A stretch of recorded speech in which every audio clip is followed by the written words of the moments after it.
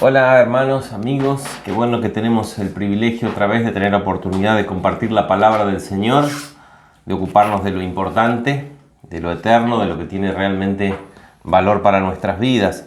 Así que los invito a continuar con el estudio del Evangelio según Lucas, según San Lucas.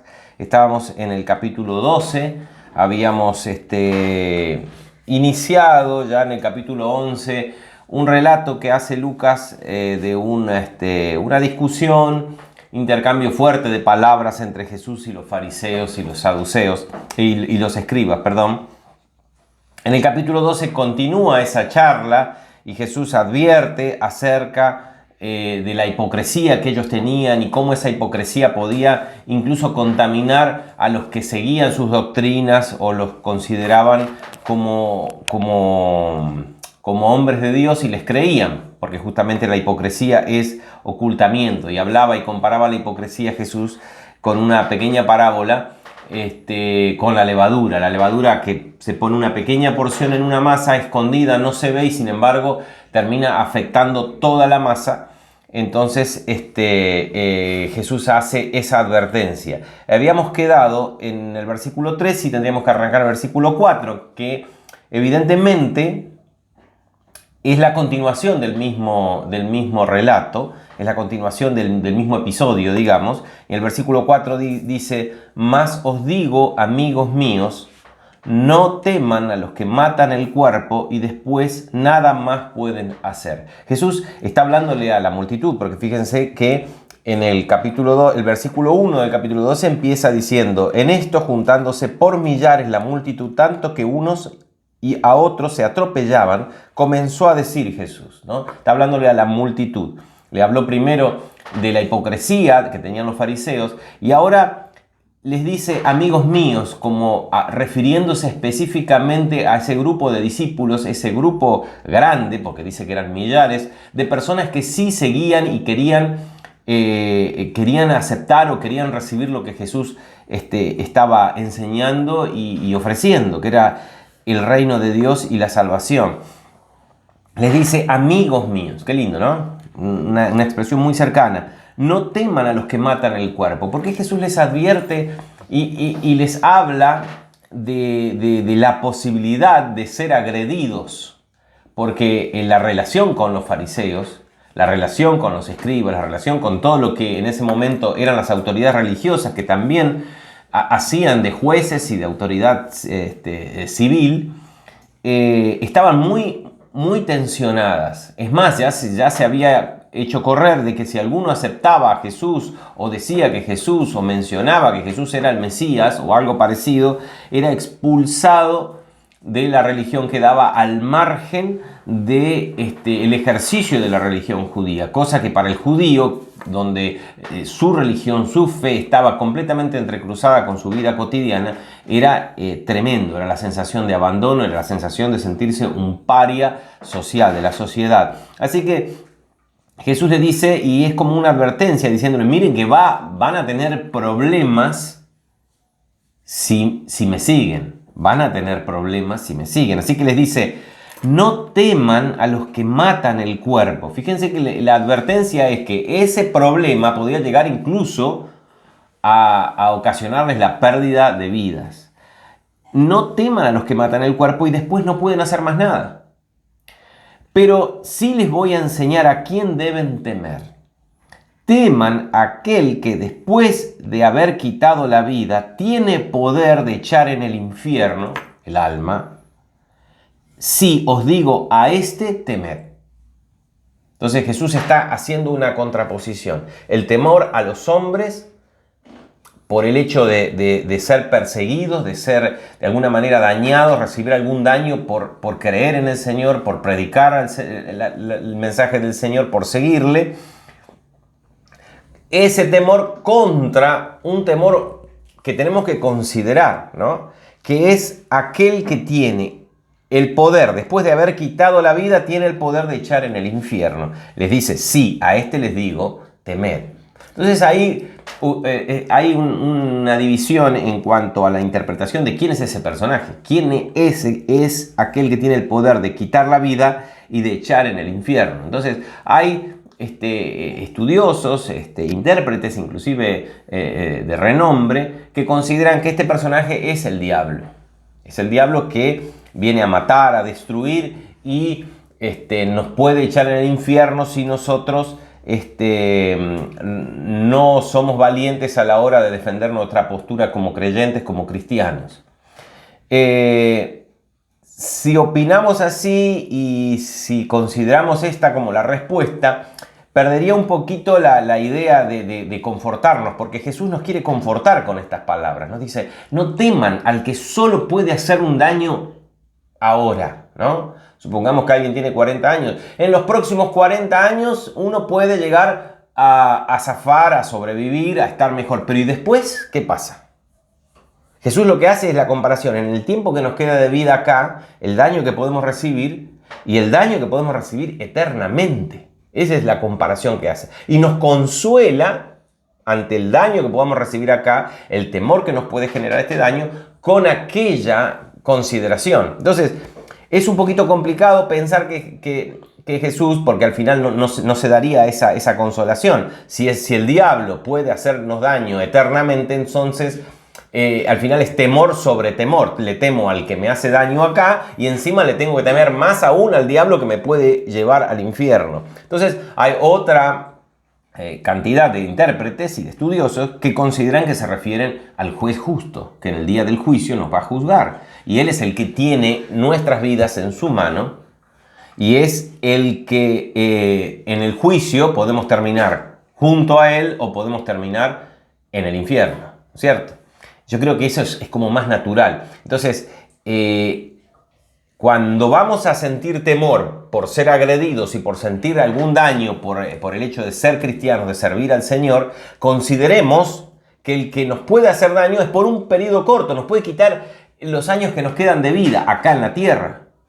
Pero si fallamos, si vamos en el día del juicio nos presentamos ante el juez justo, ahí sí nos puede ir mal para toda la eternidad. Esa es la comparación que Jesús nos invita a realizar, ¿no? Pero fíjense, nos pone a este juez justo al cual debemos temer, lo pone con un enfoque muy especial, muy delicado, muy profundo y muy hermoso, porque fíjense, sigue el versículo 6. ¿No se venden 5 pajarillos por 2 cuartos? Una medida de dinero, poca plata, por unas monedas. ¿No se venden 5 pajarillos por unas monedas? Con todo, ni uno de ellos está olvidado de Dios. Pues aún los cabellos de vuestras cabezas están todos contados. No teman, pues, porque ustedes valen mucho más que 5 pajarillos.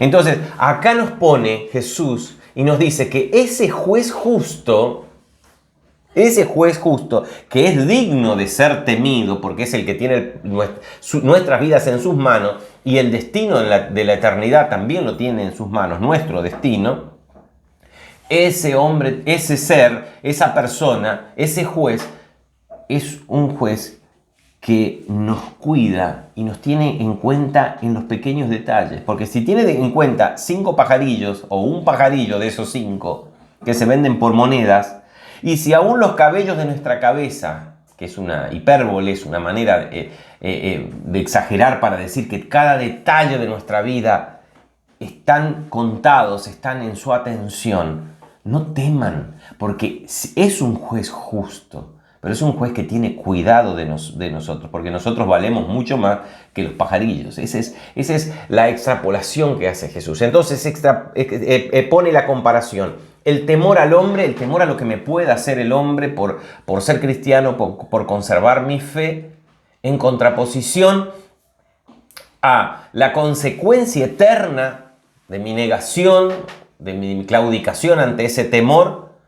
Y también la consolación de decir, ese juez nos cuida, ese es nuestro Dios, ese es nuestro Padre, como Jesús lo enseña muchas veces, que nos cuida y tiene hasta los más pequeños detalles de nuestra vida en sus manos. Entonces, es muy lindo, muy interesante y muy consolador pensar, sabiendo que podemos llegar a sufrir persecución, podemos llegar a sufrir daño por ser cristianos, ¿no? Yo creo que estamos en un tiempo en donde empiezan ya a soplar los primeros vientos de una gran tormenta que se avecina respecto de la iglesia. Creo que la iglesia va a pasar pronto por una zaranda.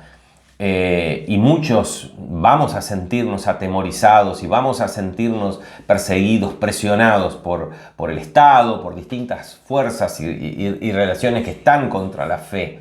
Y creo que es un tiempo muy especial para tener en cuenta este pasaje y estas advertencias, esta enseñanza y esta consolación que Jesús nos deja grabada a través de Lucas, ¿no? Es decir, no teman porque nos pueden dañar solamente por un periodo de tiempo. Incluso si nos quitan la vida, nos quitan la oportunidad de vivir unos años. Pero saben, en el día del juicio vamos a estar con aquel que va a medir nuestras obras y vamos a recibir premio por nuestras obras. Y no solo eso, sino que incluso acá vamos a tener el consuelo y la protección y el cuidado de Él, aunque tengamos que dar la vida por nuestra fe. Y fíjense cómo sigue en el versículo 8, con el mismo tema. Dice, os digo, que todo aquel que me confesare delante de los hombres. Y ahí donde Jesús alienta a sus amigos, porque les dice amigos míos, ¿se acuerdan? El versículo 4. Amigos míos, todo aquel que confiesa al Hijo del Hombre delante de los hombres, no se avergüenza, no se deja amedrentar por el temor, lo hace igual, a pesar de que todo va en contra.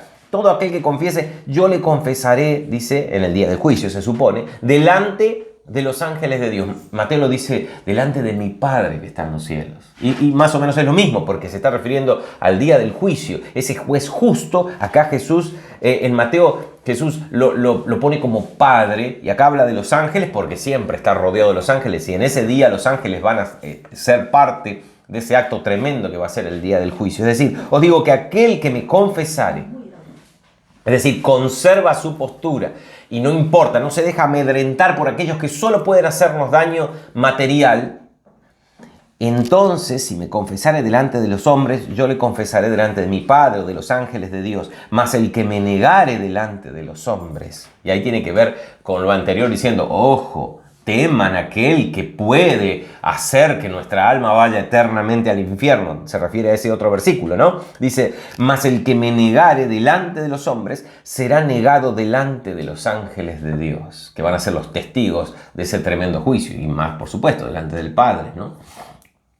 Es decir, no sé si termino de explicar la relación que hay entre los versículos anteriores, esto y todo lo que venía ocurriendo en el capítulo 11 y en el capítulo 12. Es toda una cadencia, pero acá creo que todas estas advertencias son muy aplicables a este tiempo y que creo que tenemos que tener en cuenta. Dice, cuando a todo aquel que dijere alguna palabra contra el Hijo del Hombre. Y acá repite una cosa que sí lo habíamos visto en el capítulo 11. Cuando los fariseos lo acusaron a Jesús de que él había echado un demonio, porque había echado un demonio y no lo podían negar el hecho, entonces lo acusaron de que echaban demonio en el nombre del príncipe de los demonios, de Belcebú, de Satanás. Entonces Jesús les advirtió y les hizo esta misma advertencia. Le dice, alguna palabra contra el Hijo del Hombre será perdonado, pero el que blasfemare contra el Espíritu Santo no le será perdonado. Eso ya lo habíamos comentado, habíamos hecho un pequeño análisis ya cuando lo habíamos visto en el pasaje anterior. Fíjense, el versículo 11 continúa con este panorama y estas advertencias de lo que puede llegar a venir por intentar conservar o predicar o llevar adelante en práctica nuestra fe. Dice, cuando os trajeren a las sinagogas, ante los magistrados y las autoridades. Fíjense que ponen tres cosas. Sinagogas eran los juzgados dentro de Israel, del pueblo judío. Se hacían los fariseos o el encargado, básicamente se usaba la sinagoga como juzgado. Cuando habla de los magistrados, nos está haciendo referencia más bien a juzgados seculares, que no tenían que ver, juzgados paganos, o cualquier otra de las autoridades que nos toque enfrentar por el hecho de proclamar la verdad del Evangelio, ¿no? Entonces dice, cuando se encuentren ante las sinagogas, los magistrados o las autoridades, cualquier tipo de autoridad que nos quiera hacer daño, nos quiera enfrentar o nos quiera callar por el hecho de proclamar la verdad del Evangelio, entonces dice, no se preocupen no se preocupen, porque ahí sí, claro, cuando viene la autoridad es donde nos hace temer, ¿no? Refiriéndome al versículo 4, dice, cuando estén delante de las autoridades, entonces no se preocupen por cómo o qué van a responder o qué habrán de decir, ¿no? Fíjense, cómo se van a defender o qué van a decir. Tanto la manera, la forma y el contenido de lo que vamos a responder para defendernos o directamente proclamar cuando no haya respuesta, porque normalmente cuando hay una persecución contra la iglesia, ya el juicio está hecho antes de que comience el proceso de juicio, ¿no? Entonces es muy difícil que uno se pueda defender, pero si hay posibilidad de defenderse, el cómo y el qué decir, dice, el Espíritu Santo os enseñará en esa misma hora lo que deben decir. Ya sea que podamos defendernos o que con lo que digamos directamente sellemos nuestra suerte, ¿no? Vuelvo a decir, es importantísimo este pasaje que va desde el versículo 4 al 12, que lo tengamos en cuenta en este tiempo, porque creo que se avecina un tiempo en donde tendremos el privilegio de sufrir por el Evangelio. Y no sufrir porque tengo los mismos sufrimientos que tiene cualquiera que no cree en el Señor, porque vivimos en un país con problemas o en una sociedad con problemas, sino que nos va a tocar sufrir específicamente por ser cristianos, ¿no?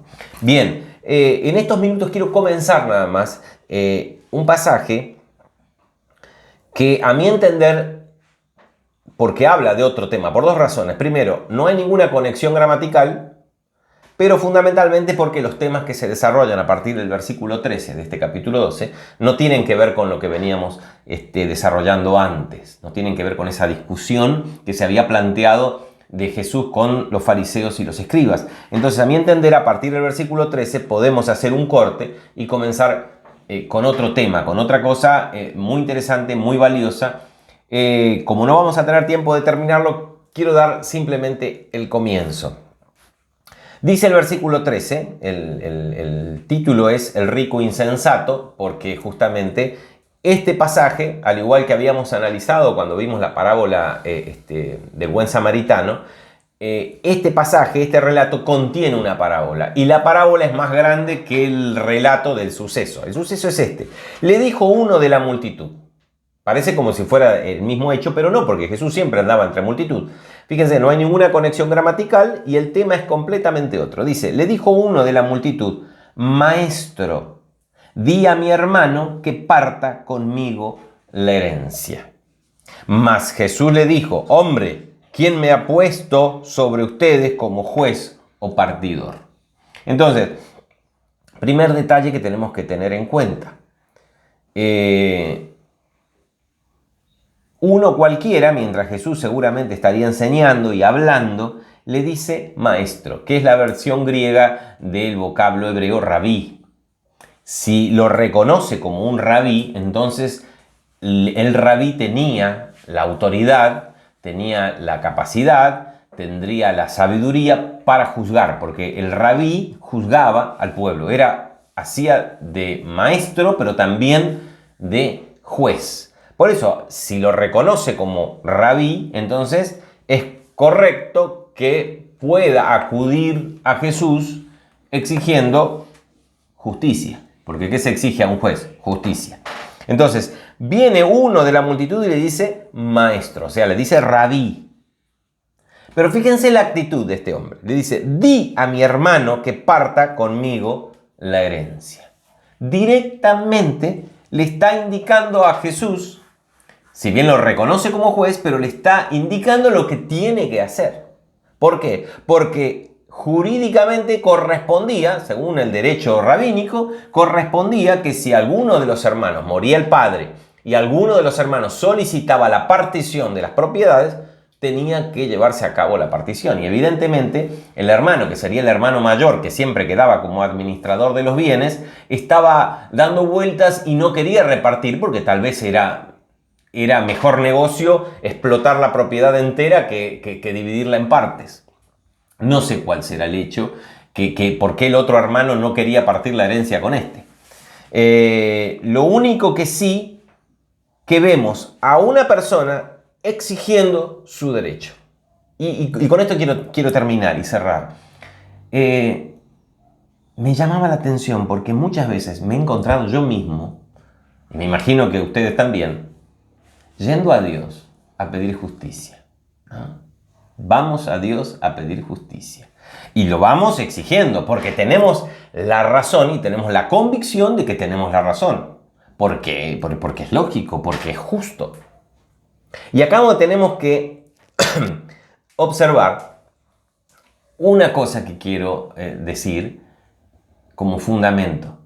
La justicia nuestra, la justicia del hombre, se basa en el derecho. La justicia de Dios, y por eso vamos a ver la respuesta negativa de Jesús, se basa en la gracia. Nuestra justicia se basa en nuestro derecho. Yo tengo derecho a un resarcimiento porque alguien me ofendió. Tiene que venir y pedirme disculpas, ¿no? Yo siento que es justo que alguien que hizo un daño reciba un daño. Pero la justicia de Dios se basa en la gracia y dice, ¿alguien te hizo un daño? ¿Por qué mejor no sufrís el agravio? No nos gusta porque no nos parece justa la justicia de Dios. Sin embargo, esa es la justicia la que nos va a justificar delante del juez justo el día del juicio. No nos va a justificar nuestra justicia ni basada en nuestro derecho, sino la justicia que dice, amen a vuestros enemigos. Oren por aquellos que les critican. Oren por aquellos que les hacen daño. No respondan de la misma manera. ¿Ven la diferencia? La justicia nuestra, la justicia humana, se basa en el derecho, en nuestro criterio. La justicia de Dios se basa en la gracia, porque Él ya pagó por todos. Y dice, si yo te perdono a vos, todo lo que te perdoné, así de la misma manera tenés que perdonar. Sí, pero mirá lo que hizo. Yo necesito que se haga justicia con esto. Y Dios nos dice, así como yo te perdoné, tenés que perdonar. Así como yo oré por los que me mataron y me crucificaron, vos tenés que orar por aquellos que te hacen daño. ¿Por qué no mejor sufrís el agravio? Le dice Pablo a los corintios, los hermanos que vivían en la ciudad de Corinto, que ahí tenían problemas y se peleaban y llevaban los litigios ante juzgados comunes. Y Pablo los reta, les dice, escúchenme, ¿por qué no mejor sufren el agravio? ¿Por qué no mejor sufren el ser defraudados? Como diciendo, no, la justicia de Dios, las reglas del reino de los cielos no tienen nada que ver con lo nuestro. Ahora, piensen, ¿no? Y con esto termino. ¿Cuántas veces nos encontramos reclamando y clamando y exigiendo a Dios justicia basada en nuestro propio derecho? Espero que podamos meditar sobre esto y también meditemos sobre la gracia de Dios. Continuaremos la próxima semana con esto que incluye una parábola maravillosa y un tema también que es muy actual y muy nuestro. Que el Señor los bendiga.